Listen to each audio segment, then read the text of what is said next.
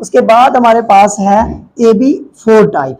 AB4 type में ए हमारे पास क्या है, सेंट्रल एटम है, और B4 हमारे पास क्या है, B4 हमारे पास है इलेक्ट्रॉन पेयर्स। अब इसकी एग्जांपल को देखते हैं। इसकी एग्जांपल में हमारे पास है CH4।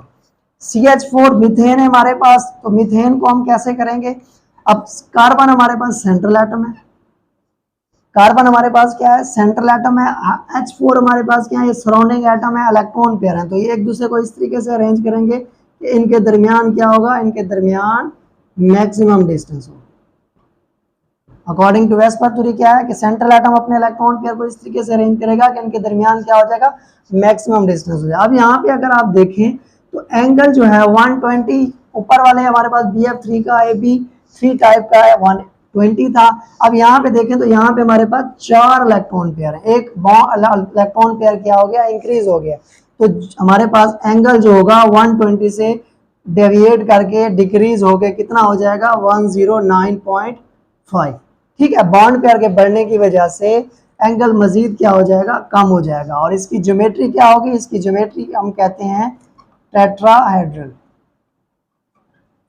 ठीक है, अब चारों के चारों हमारे पास क्या है, इलेक्ट्रॉन पेयर हैं, और चारों के चारों ही क्या हैं, बॉन्ड पेयर हैं।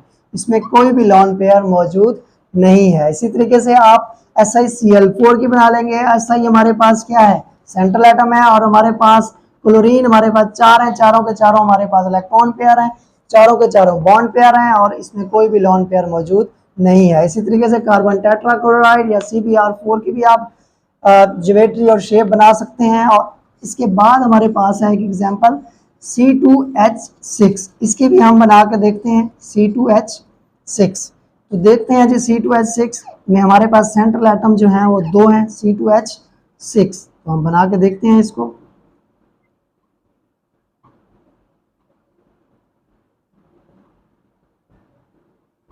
अब मैंने आपको कहा था कि अगर हमारे पास सेंट्रल एटम एक से ज्यादा हैं, 2 हैं, तो आप क्या करेंगे, या लेफ्ट साइड को कंसीडर करेंगे या राइट साइड को। तो अगर मैं राइट साइड को कंसीडर करूं या लेफ्ट साइड को, तो फिर यहाँ पे अगर आप गौर से देखें तो हमारे पास कितने इलेक्ट्रॉन पेयर हैं, 1 2 3 4। अगर आप गौर से देखें 1 2 3 4, 4 हमारे पास इलेक्ट्रॉन पेयर हैं, चारों के चारों हमारे पास क्या है, बॉन्ड पेयर है। लॉन पेयर इसमें कोई भी मौजूद नहीं है। और हमारे पास इसका एंगल कितना होगा, एंगल भी हमारे पास कितना है, 109.5। एंगल कितना होगा, एंगल भी हमारे पास क्या होगा, 109.5। उसके बाद हमारे पास सेकंड लास्ट जो टाइप है वो है AB3E। ए हमारे पास क्या है, ए हमारे पास है सेंट्रल एटम, B3E हमारे पास क्या है, electron pair, B3 bond pair है, और E हमारे पास क्या है, लॉन पेयर है। तो इसकी एग्जांपल देखते हैं। इसकी एग्जांपल हमारे पास है अमोनिया, NH3। N हमारे पास सेंट्रल एटम है, और H3 हमारे पास क्या है, सराउंडिंग एटम है, यानी कि बॉन्ड पेयर है। तो हम इसको देखते हैं। हमारे पास इसकी अगर हम शेप बनाना चाहें तो इस तरीके से बनाएंगे।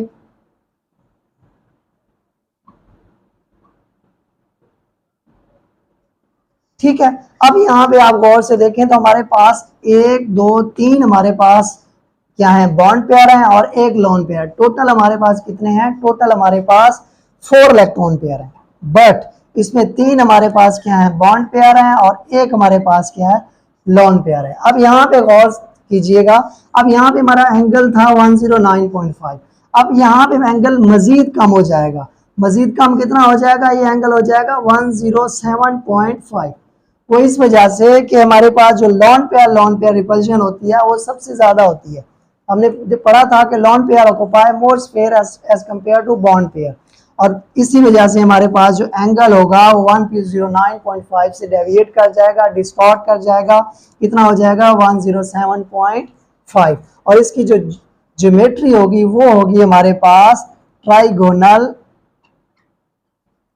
पैरामिडल। इसकी ज्योमेट्री क्या होगी, ट्राइगोनल पैरामिडल।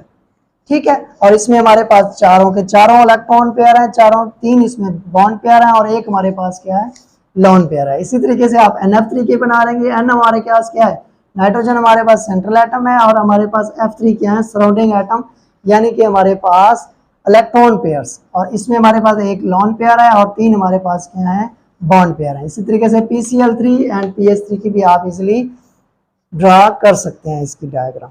अब लास्ट हमारे पास जो एग्जांपल है वो है AB2E2। ठीक है, हमारे पास लास्ट एग्जांपल कौन सी है, Ab2E2। इसकी जो हमारे पास एग्जांपल है वो है हमारे पास वाटर, H2O एंड H2S।